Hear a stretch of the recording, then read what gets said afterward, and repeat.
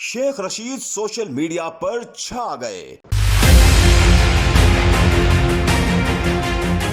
साबिक वफाकी वजीर की सोशल मीडिया पर दबंग एंट्री।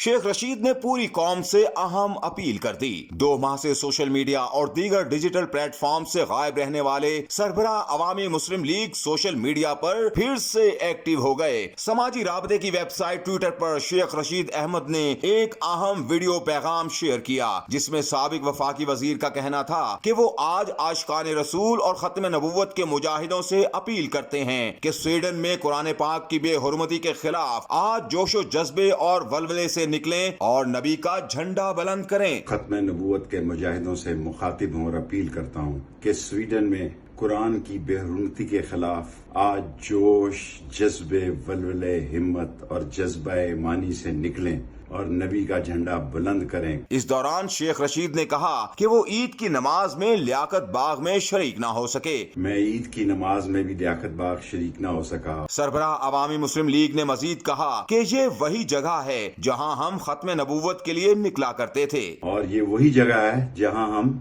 खत्म नबूवत के लिए भी निकला करते थे। मेरी सारी कौम से अपील है कि वो आज जज्बा ईमानी का सबूत दें और नबी का झंडा बुलंद रखें।